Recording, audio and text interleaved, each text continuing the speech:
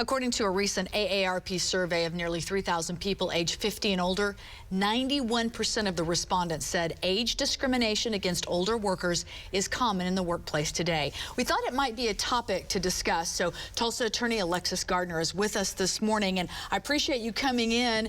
When we talked about topics, I had heard about this on the national level. Post-pandemic, it's kind of really risen in the ranks of conversations that are out there. Kind of define for us, what is age discrimination? So age discrimination is unfavorable treatment of an employee in the workplace due to their age. And people 40 and older are protected by the Age Discrimination and Employment Act.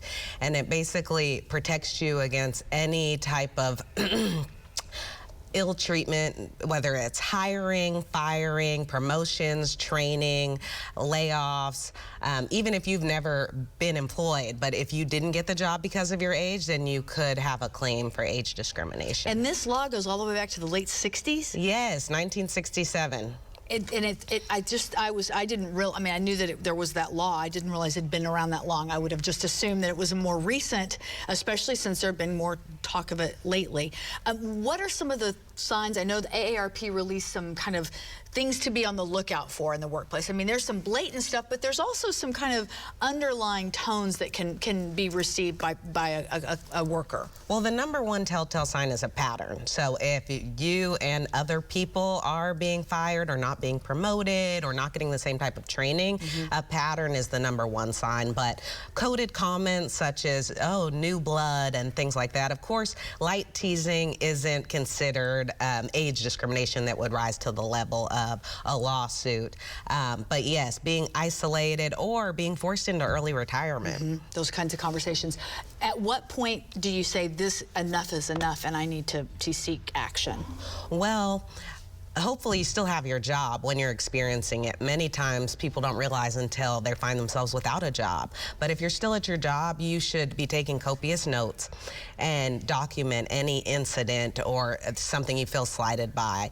And then if there's an internal employee dispute resolution process, use that. You want to exhaust all your remedies. However, if they don't have an employee dispute resolution process or you're already without a job, then the first thing is to file a claim with the EEOC, and that's the Equal Employment Commission, Equal Employment Opportunity Commission. And so And the thing is though, you also, in filing that, you want to do it, there's a proper order to do it in, because if I do it on my own and proceed based on their documentation, there are times that I might put down the wrong information. So would I want to have an attorney help me with that? Absolutely. It's always good to have an attorney because they know about the nuances. And essentially, when you file your claim with the EEOC, you have to check boxes saying what applies to you. And if certain boxes aren't checked, they're deemed waived. And you can't, okay, well, now that I've got an attorney, I want to go back and kind of restate my claim.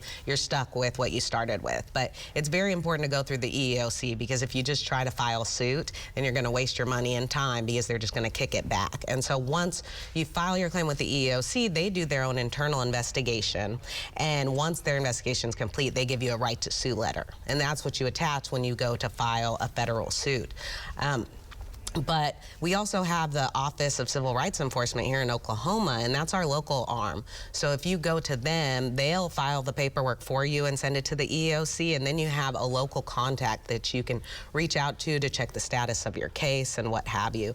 But usually the EEOC does outright deny your claim, or they might say inconclusive, no discrimination. Either way, though, you have that right to sue letter, and you can still pursue that. Sometimes they'll refer you to pre-litigation mediation, where they have a team of trained mediators who try to come to some resolution before you spend money and time in court. But what's also important about the Age Discrimination Employment Act is it doesn't go backwards. It only applies to people over 40. So you can favor older workers over younger workers. You know, it doesn't go both ways, because the thought is that it's merit-based. If you're older, you probably have more experience, and you should get the job. And it's actually legal for employers to ask you your age and graduation date. And I saw that in the notes that we were talking about, and that, I don't know why that surprised me. Because I think there's always been these are questions that will not be discussed during an interview. Yeah, it is surprising. And you would think, well, what about the younger folks who are being discriminated against and not being hired? But yeah, it doesn't work that way. It only goes, okay. Well, I thought this was important. I'm out of time, but the pandemic did kind of bring this to the forefront, did it not? Yes, well, they have been experiencing a lot less claims of age discrimination through the EEOC. However, they don't think it's because there's less discrimination happening. It's because more people started early retiring and working from home, so they're not in the workplace facing that type of discrimination. All right. Well, I appreciate you coming in. Look forward to seeing you again in January. Happy Hanukkah and Happy New Year. Look forward Happy to holidays. 23. My goodness. All right. 9:20 is our time. A new stop in town for book lovers in Collinsville. We're going to take you inside the Enchanted Children's Bookstore. Later, our 6 Days of Christmas, focusing on an organization that helps women and children get back on their feet.